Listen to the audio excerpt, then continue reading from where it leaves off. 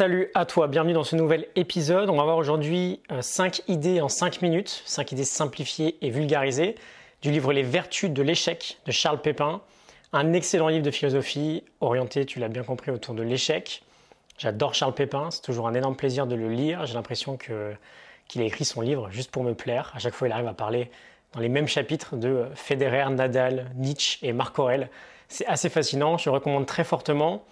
On ne va pas attendre plus longtemps avant d'aller extraire du livre un maximum de sagesse. On s'inspire de la Morning Note, la fiche PDF que tu peux télécharger.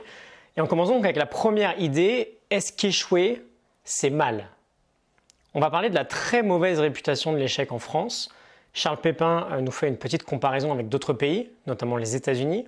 Il nous dit avoir échoué en France, c'est être coupable. Avoir échoué aux États-Unis, c'est être audacieux. Avoir échoué jeune en France, c'est avoir échoué à se mettre sur de bons rails. Aux États-Unis, c'est avoir commencé jeune à chercher sa propre voie.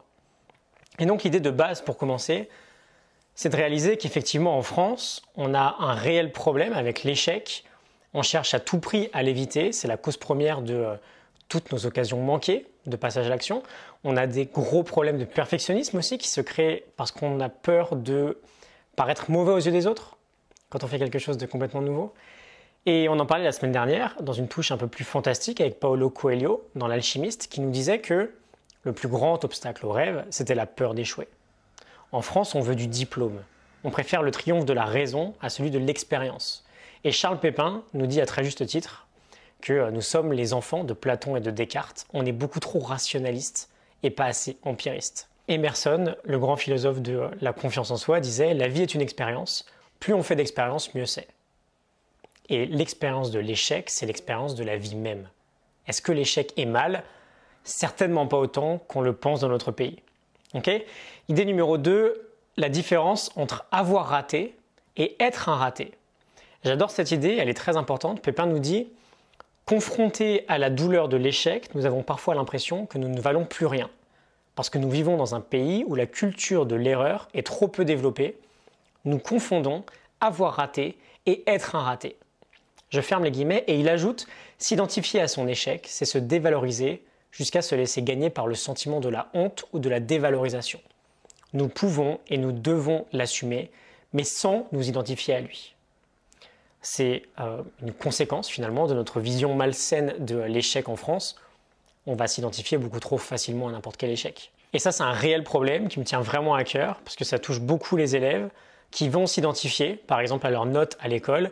Et on va connaître une chute énorme du niveau de confiance en soi, in fine, dans tout notre pays en fait. Parce qu'un gamin qui a un 5 sur 20 va s'identifier à cette note, il va inconsciemment se dire que lui-même vaut un 5 sur 20. Et c'est pas facile, tu le penses bien, de se construire une forte confiance dans la vie quand dès le plus jeune âge, on fait ce type de rapprochement, ce type d'identification. Bon, et maintenant qu'on est des adultes, maintenant qu'on est plus en âge d'analyser tout ça avec un peu plus de recul, on peut réaliser que, ok, un échec, c'est juste un événement. Il nous appartient, c'est notre échec. Mais cet échec n'est pas nous. On n'est pas notre échec. De la même manière que plus petit, on n'était pas notre mauvaise note. On veut vraiment réfléchir à tout ça quand on a peur de l'échec. Nous ne sommes pas nos échecs. Ok ? Idée numéro 3, la différence entre « je n'ai pas de chance » et « à moi de bâtir dessus ».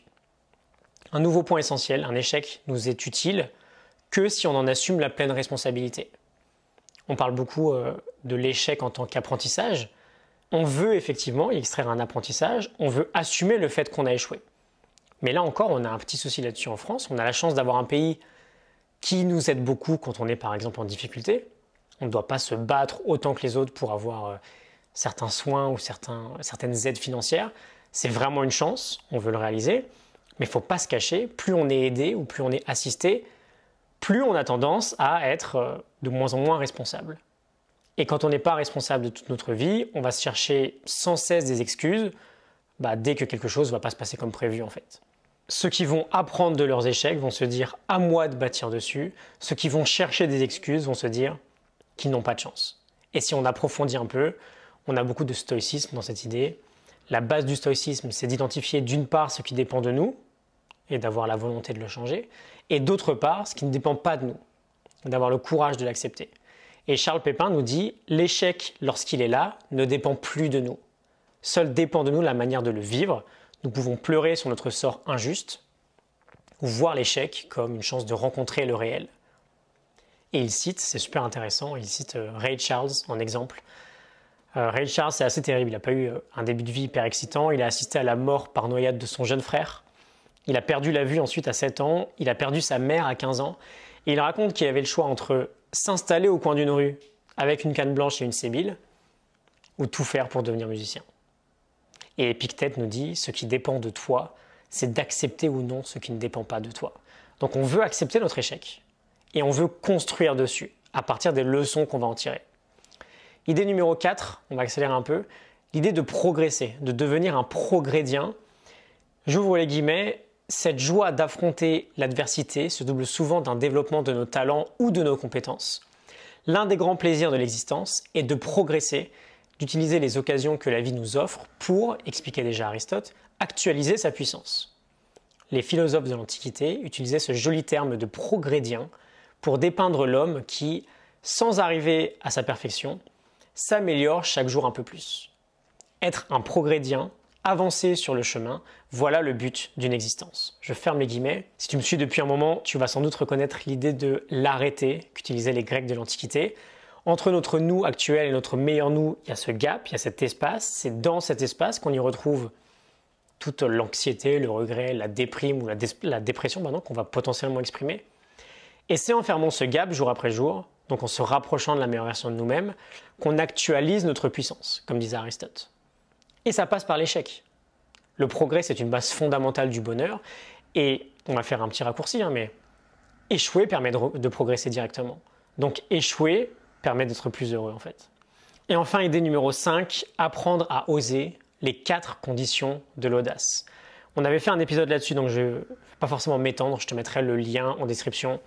Pépin nous dit, les sportifs le savent, perdre sans avoir essayé de tout donner laisse un goût amer.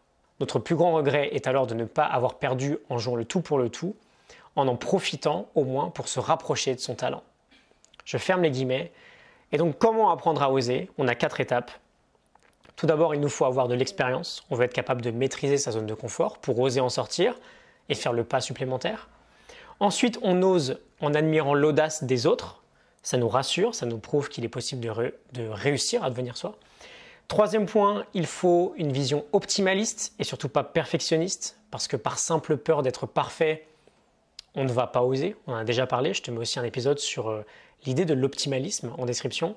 Et enfin, on se rappelle, 4e étape, de l'amertume laissée par les regrets. On se rappelle des potentielles occasions manquées pour se motiver la fois suivante à enfin passer à l'action. Ok, j'espère que ça te parle, que ça t'inspire. N'hésite pas à me dire ce que tu en penses. Je te laisse la morning note en description du livre Les vertus de l'échec de Charles Pépin. Tu peux aller la télécharger gratuitement, n'hésite pas. Et je te retrouve demain pour un nouvel épisode. On parlera d'un autre livre de Charles Pépin, La confiance en soi. Excellente journée à toi. À demain. Salut.